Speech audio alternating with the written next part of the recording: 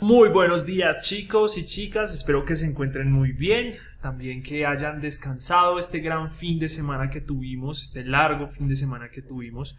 Espero que se encuentren bien en familia, en amor y listos para este final de periodo. La idea es que hayamos podido entregar todos nuestros trabajos, que estemos al día, que es lo más importante, que también utilicemos este primer trimestre como un aprendizaje para empezar a desarrollar de alguna manera como técnicas, ¿cierto? Como alguna manera de organizar nuestro tiempo, una organización para que podamos pues estar en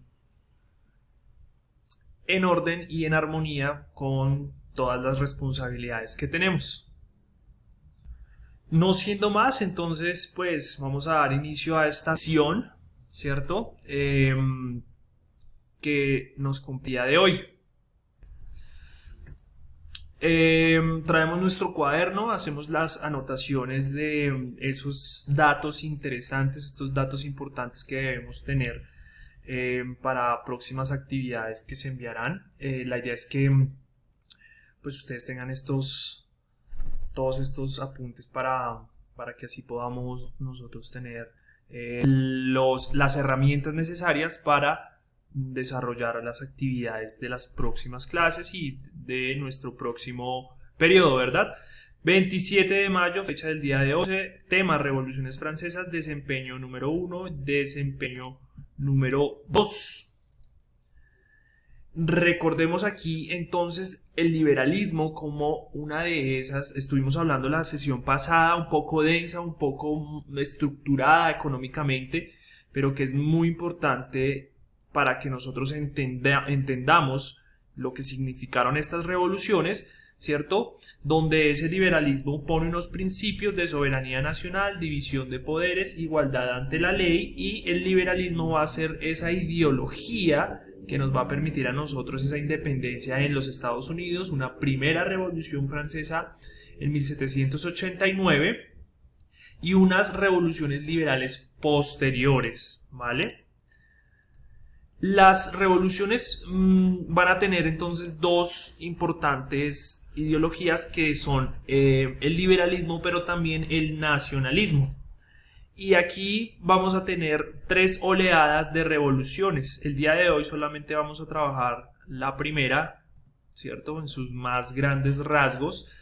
Y es que el nacionalismo lo vamos a nosotros a entender a partir de la guerra napoleónica. Después de que hay una incursión de Napoleón por diferentes territorios de toda Europa, algunas naciones se sintieron inconformes con esa incursión militar. Entonces la idea era recuperar en cada uno de esos países que fueron parte del imperio napoleónico, recuperar absolutamente toda esa unión que les da el nacionalismo. El nacionalismo, entendámoslo, por ejemplo, cuando juega, digamos, la selección Colombia, que tiene un partido, y entonces todo el mundo se pone esa camiseta, como que todo el mundo pertenece a Colombia, todo el mundo quiere estar ahí, todo el mundo apoya nuestra nación. Digamos que básicamente ese sentimiento es el sentimiento al cual se recurre en este momento para hacer una semilla de revoluciones. Entonces acá en las revoluciones que nos competen, las del revolución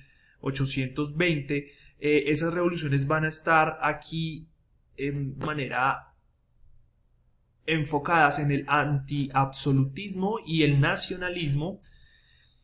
Van a jugar un papel importante en las sociedades secretas, como lo vamos a ver. Hay importancia, digamos que a manera de ejército, y van a sufrir un fracaso relativo. Aquí hay unas de las revoluciones que se dan en esta época.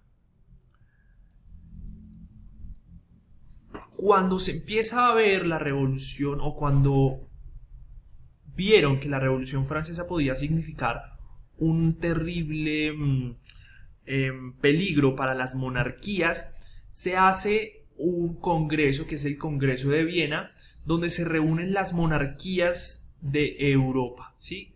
Si bien Napoleón de alguna manera trataba de llevar ese liberalismo y trataba de llevar todos esos ideales de la Revolución Francesa, pues también lo podemos poner en este tipo de situación, porque pues finalmente él fue un emperador donde, si bien había una división de poderes, pues no era como tan así, ¿no? Era como más bien un imperio, donde pues básicamente un imperio constitucional, por así decirlo. Entonces en ese Congreso de Viena, ¿cierto? En 1815, el zar de Rusia, Alejandro I, Francisco de Austria, ¿cierto? Que es como este personaje, y Federico Guillermo de Prusia, que es este personaje, ellos tres van a proponer algo que se va a llamar la Santa Alianza. La Santa Alianza básicamente lo que va a permitir es que se mantenga el absolutismo de los reyes, o sea, su monarquía se mantenga tras la caída del Imperio Napoleónico, ¿cierto? Como mantener el status quo. El status quo es mantener la situación y mantener lo social, lo cultural, lo económico como estaba y como estaba antes de la Revolución Francesa, ¿vale? En un mapa, entonces nosotros vemos acá Holy Alliance, que es la Santa Alianza, vemos los dos territorios de Prusia, Austria y Rusia. Digamos que era un terreno considerable, era un terreno fuerte, y esta Santa Alianza intervino de manera militar en varias ocasiones. Su idea era que no se quitara el poder a los reyes, ¿cierto? Sino que se mantuviese ese poder concentrado en las monarquías, en los reyes, y es así como, por ejemplo, en 1821 tropas de Austria, las austriacas, se incursionaron hasta Italia para reunir los dos reinos de Nápoles y Sicilia, ¿cierto? Querían mantenerlo. Y también, de alguna manera, posteriormente, Gran Bretaña y Francia se incorporan a esta alianza y van hacia España para que en 1823 pues restablezcan el poder en el rey, ¿vale? Estas revoluciones de 1820 tuvieron un foco en Portugal, España, en los dos reinos de Sicilia, en Grecia y aquí en Piamonte, Cerdeña, acá, ¿vale? Entonces, como hay unas revoluciones en Europa que significan un problema para la monarquía, para los reyes, entonces ellos tienen que opacarla. En Grecia hay una revolución porque Grecia pertenecía al Imperio Turco Otomano, ¿cierto? Pero ellos, pues finalmente, después de esas revoluciones, después de varias, digamos que varias situaciones, logran su independencia del Imperio Turco Romano. Turco Otomano, qué pena. ¿Cómo era la forma de organización de esta época? Aquí hay algo conspirativo, y es que, por ejemplo, hay un grupo que se llamaban los Carbonarios, que se pueden incluso entrelazar con todas estas historias de los masones, ¿cierto? Los Carbonarios se fundan en Nápoles en el siglo XIX y digamos que su influencia se extiende hacia Italia, España y Portugal. Es precisamente donde se dan estos epicentros de revoluciones. Ellos se reunían de forma secreta y ellos se reunían para conspirar. ¿Cómo vamos a hacer? Porque era peligroso, digamos, que estar dentro de esta orden, ¿sí? Y por ese motivo, digamos que ellos se organizaban de forma secreta, hacían unos juramentos en los cuales sus miembros, no todos, tenían la posibilidad de saber cuáles eran esas intenciones reales de los grupos. Entonces, si los voluntarios no sabían por qué estaban luchando, sino les daban muy poca información, ¿cierto? El objetivo de estos grupos secretos, ocultistas, incluso se podría llegar a relacionar con los masones, vuelvo y repito, sus objetivos eran derrocar el absolutismo monárquico, es decir, quitarle el poder al rey, implantar los principios del realismo y elaborar una constitución, ¿cierto? Es un ejemplo claro de un militante de los Carbonarios y era Giuseppe Garibaldi.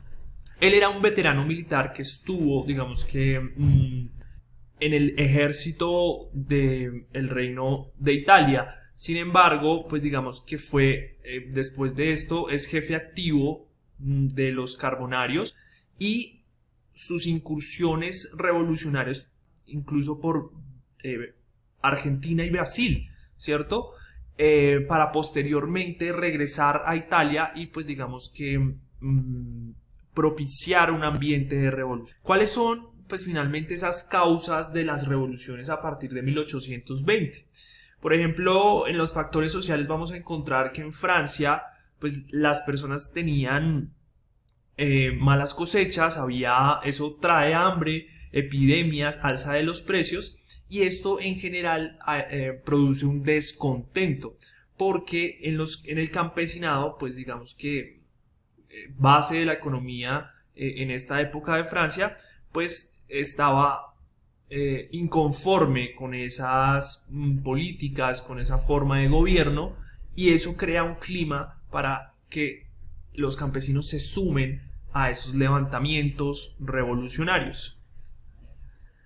Hay factores económicos dentro de esas causas y son el retroceso económico, es decir, antes teníamos una calidad de vida y ahora que vuelve el absolutismo, entonces ya no hay como un avance, sino es un retroceso, y eso hace que los precios se alcen. Algunos historiadores también le atribuyen a estas revoluciones la subida de los precios del pan, ¿sí? Si el pan sube, que es el alimento, digamos que básico de la canasta familiar en esta época, entonces pues eso evidentemente va a formar un descontento dentro de todas las personas. Y los campesinos pierden poder adquisitivo al reducirse los comercios, es decir, el campesino ya no tiene dónde vender, ¿cierto? Y como no tiene dónde vender, pues no va a tener dinero para comprar. En otras causas tenemos factores políticos, y es que la monarquía que reinaba, pues digamos que era desprestigiada porque tenía unos gastos excesivos. Entonces acá, por ejemplo, tenemos una foto del Palacio de Versalles.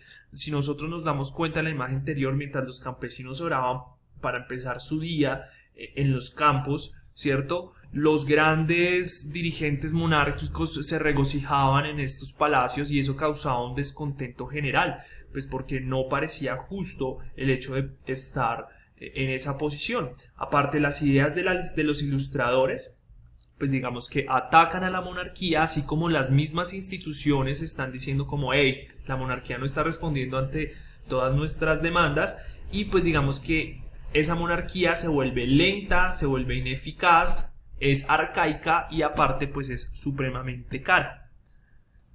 Tenemos también acá entonces unos factores ideológicos dentro de esas causas, ¿cierto? Las ideas pues van a ser muy importantes, porque esas ideas van a surgir de pensadores que ya hemos revisado nosotros varias veces, que son Montesquieu, Rousseau y Voltaire, ¿no? También, al igual de John Locke, padre del liberalismo, digamos que él propone también, al igual que Montesquieu, una división de poderes donde el rey no concentre todos los poderes en sus manos, sino que pues digamos que realiza una crítica precisamente a esa separación de los poderes. ¿Listo? Pues chicos, básicamente estos son es como una apertura del tema. Les voy a dejar un video que es un video de apoyo para que entendamos precisamente esas causas, qué pasa después del Imperio Napoleónico, ¿cierto? Porque cae el Imperio Napoleónico y hay unas situaciones en cada uno de los países que va a empezar a ser, digamos que, diferente en cada una de sus etapas, ¿no? Entonces cada país tiene un desarrollo diferente y tomará una posición diferente, que es bueno revisarlo, ¿vale?